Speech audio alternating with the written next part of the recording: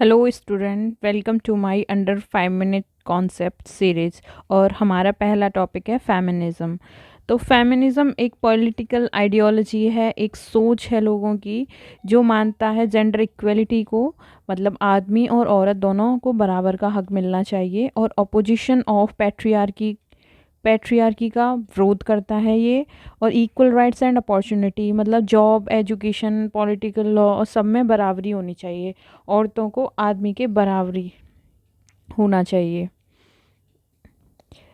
इसके टाइप हैं, फेमिनिज्म के टाइप हैं लिबरल फेमिनिज्म, मार्क्सिस्ट फेमिनिज्म और रेडिकल फेमिनिज्म।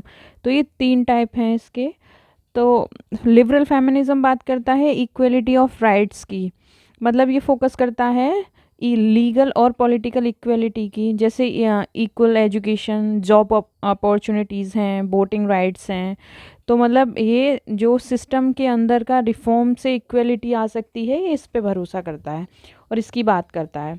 मार्क्सिस्ट फेमिनिज्म है, ये कैपिटलिज्म और पैट्रियार्की दोनों को ही प्रॉब्लम मानता है। ये कहता है कि जो औरतें हैं ना, उनका जो एक्सप्लॉयटेशन है ना, वो फैमिली से और कैपिटलिज्म की वजह से हो रहा है। तो जैसे घर का काम करती हैं औरतें, तो उनको कोई ना पेमेंट मिलती है, ना अप्रिशिएशन भी उस तरीके की नहीं मिलती है। तो इसको चेंज होने की ज़रूरत है। अब आते हैं रेडिकल फेमिनिज़्म पे। रेडिकल फेमिनिज़्म पैट्रियार्की को ही रूट प्रॉब्लम मानता है, और ये कहता है कि सोसाइटी का पूरा जो स्ट्रक्चर है ना, वो मेल डोमिनेटेड है। सिर्फ लॉ चेंज करने से काम नहीं चलेगा, बल्कि पूरा का पूरा सिस्टम ही चेंज करना पड़ेगा। अब आते हैं हम इसके थिंकर्स एंड वेव्स पर। थिंकर्स एंड वेव्स, तो इसकी मेजरली 3 वेव्स हैं। हम पहली वेव को डिस्कस करेंगे, जिसमें हुआ था अ, ये सफ्रेज मूवमेंट। और ये वेव आई थी हमारी 19 और 20 के अर्ली में। ठीक है। अब इसमें वोटिंग राइट्स मिले थे, सफ्रेज मूवमेंट तो औरत को मिले थे वोटिंग राइट्स, मतलब पॉलिटिकल इक्वलिटी। इसकी थिंकर्स थी मैरी वॉल्सनक्राफ्ट। इन्होंने एक बुक लिखी थी जो विमेंस के लिए थी, vindication of the rights of women. मतलब इन्होंने कहा था कि जो औरतें हैं ना, उनको रैशनल और एजुकेटेड होना चाहिए। इक्वलिटी जो है ना, वो एजुकेशन से ही आएगी।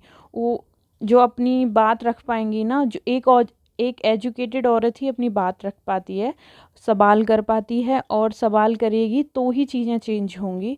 तो इनका कहना था कि औरत के लिए एजुकेशन और लीगल राइट्स बहुत ज़रूरी हैं। आगे आते हैं सेकंड वेव पे। सेकंड वेव में ये स्लोगन था, प्राइवेट इज़ पॉलिटिकल, मतलब पर्सनल इज़ पॉलिटिकल भी कह सकते हैं। तो जैसे घर का काम है, मैरिज है, सेक्सुअलिटी है, रिप्रोडक्टिव मतलब राइट्स हैं, और जो जेंडर का रोल है, ये सब ना सोसाइटी डिसाइड करती है, ये नेचुरल नहीं है। इसके थिंकर्स थे साइमन दे बोआर, और इनकी बुक थी द सेकंड सेक्स। इसकी एक फेमस लाइन थी, women is not born but made. मतलब वो जो जनजात विमेन नहीं होती, उसे सोसाइटी उसे बना देती है। उसके काम को डिफाइन करती है, कल्चर से, काम से, इन सब से उसको बना दिया जाता है कि औरत है, वो घर का काम करेगी, और वो शादी करके किसी मतलब लड़के के घर जाएगी। ये सब डिसाइड जो नेचुरल नहीं बल्कि सोसाइटी करती है। इसके बाद हम थर्ड वेव पे आ जाते हैं। तो थर्ड वेव में है इंटरसेक्शनैलिटी, मतलब जेंडर के साथ साथ कास्ट, क्लास, रेस है, रिलीजन है, ये सब भी बहुत मैटर करता है।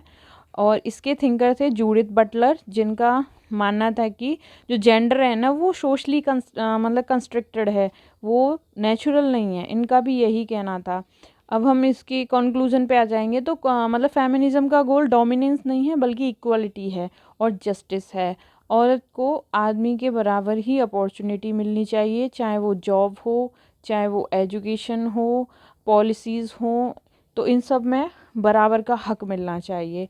ना कि मतलब बहुत सारे लोग ये सोच लेते हैं कि वो मैन के अगेंस्ट है, नहीं। और फेमिनिस्ट होना कोई जेंडर स्पेसिफिक चीज़ नहीं है, कोई भी फेमिनिस्ट हो सकता है, आदमी भी और औरत भी। बस उसमें बात की जाती है औरत के राइट्स की, जो मतलब उस औरत के लिए जस्टिस की और राइट्स की। Thank you. और ये मेरा पहला वीडियो है, प्लीज़ कोऑपरेट करना, और जो भी मैं गलत मतलब कर रही हूँ तो मैं उसको इम्प्रूव करूँगी, आप मुझे कमेंट करके बताइएगा।